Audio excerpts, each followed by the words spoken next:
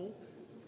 Alors, est-ce qu'il y a des questions concernant ce que nous venons de voir et qui, à mon avis, pourraient intéresser? Oui. Vous avez parlé tout à l'heure d'historique des micro-documents. Est-ce que les clients négocient avec EDF et des avocats suivant la densité de Oui, effectivement, les contrats EDF, parfois ou souvent, ont des clauses de qualité de courant. Mais ensuite, quand il y a une coupure, il faut qu'EDF reconnaisse que ce soit de sa faute. Enfin, c'est souvent la faute à quelqu'un d'autre. Enfin, on voit effectivement, parce qu'on est sur pas mal de sites, quand il y a des incendies, quand il y a des tempêtes, les clients se plaignent parce qu'ils ont eu des coupures, ils ont eu des creux de tension, des surtensions. Après, pour pouvoir le prouver EDF que c'est bien EDF qui a causé la panne, c'est une autre paire de manches. Enfin, Et on voit également des clients qui nous demandent à nous, en disant, voilà, vous demandez une machine que vous dites être très, très bonne, très fiable, engagez-vous financièrement à me payer 10 millions d'euros si j'ai une coupure. Encore une fois, Pilor est une grosse PME, donc quand un client me demande 10 millions d'euros, même si ma machine, je sais qu'elle est très bonne, je ne suis pas une assurance, et donc on ne fera pas de contrat où on s'engage à payer des montants déraisonnables de pénalité. Mais on est effectivement très présent en France. Nous, Pilor France, on existe depuis 50 ans, donc on a depuis plus de 30 ans une astreinte 24/24 sur nos systèmes, parce que tous nos clients sont des clients critiques, donc une machine, elle vaut aussi par son SAV derrière, enfin, pour le fait que les gens sont sur site rapidement et de façon compétente. Et ça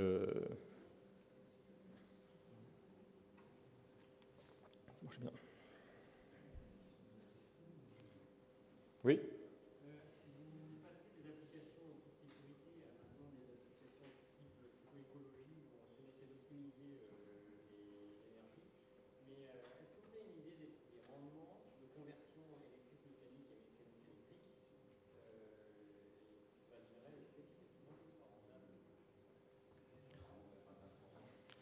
Alors, à la base, le système en application onduleur, c'est une sécurité en plus. Donc, tout ce qui est mis en plus entre le secteur et la charge, c'est des pertes.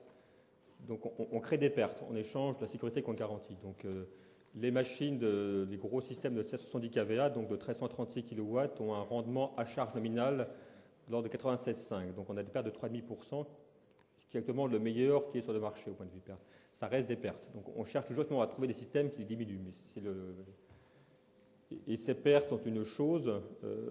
Sur une installation type centre informatique, par exemple, qui a toujours un onduleur d'un type ou d'un autre pour sécuriser, ces kilowatts, il faut les évacuer. Donc souvent, vous avez des onduleurs statiques qui vont avoir des rendements un peu inférieurs de l'ordre de 95-94%. Il reste quand même un paquet de kilowatts à évacuer en chaleur. Et souvent, il faut une clim en plus. Donc quand vous parlez en bilan puissance, en bilan énergétique, vous avez vos pertes dues au système qui sécurise les mutations électriques.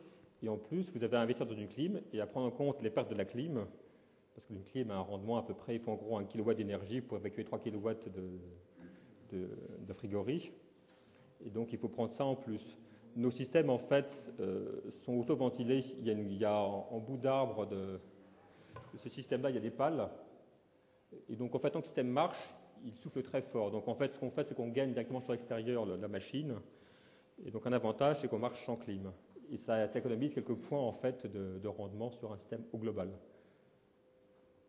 Ce qui est encore un point important également, parce que quand on fait une analyse fine, il est important de prendre le global d'installation et pas seulement la machine seule, mais tout son environnement dans le système.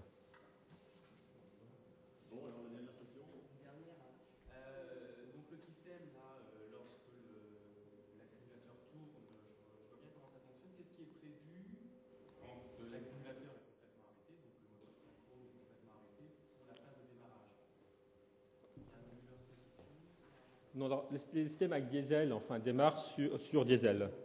Donc, on a une batterie qui démarre de diesel. C'est le diesel qui va entraîner donc l'alternateur. Et puis ensuite, l'alternateur va pouvoir exciter le volant et le démarrer. Donc, en gros, quand on part de zéro, il faut à peu près... Il n'y a pas de diesel. Dans les solutions, il n'y a pas de diesel. En fait, on a un moteur de lancement qui est monté en fait en bout d'arbre par rapport au moteur qui est à l'intérieur aujourd'hui, qui met la verticale. Et ce moteur de lancement est un moteur asynchrone. D'accord. C'est ça.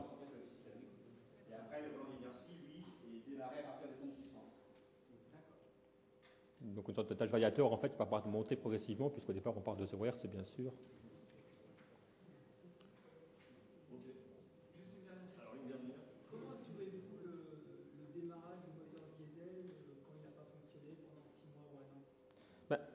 là, c'est vraiment pas une question, parce que nos systèmes sont des systèmes critiques. Et donc, c'est maintenu en permanence, il y a des tests mensuels. On a eu un client dans le domaine des semi-conducteurs qui s'est fait livrer en septembre 2001, le 11 septembre en gros, et donc son usine qui devait démarrer ensuite, et il n'a pas démarré. Et les systèmes sont restés pendant 3 ans à l'abandon. Et donc quand on a dû remettre en service, on a fait venir des diésélistes pour inspecter les moteurs de A à Z et les redémarrer en sécurité. Sur le système en fonctionnement et installé, on peut imaginer que le coupure de 2 ou 3 secondes n'intervienne pas tous les mois. Donc est-ce qu'une procédure de démarrage de moteur diesel tous les mois pour être sûr que le jour où on en a besoin, il va démarrer?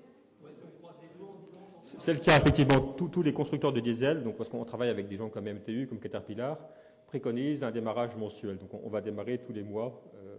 C'est un mode test, donc il s'appuie sur un bouton et le système bascule tout seul d'EDF au diesel. Bon, on va en rester là parce qu'il faut continuer. Donc merci, monsieur Lafont.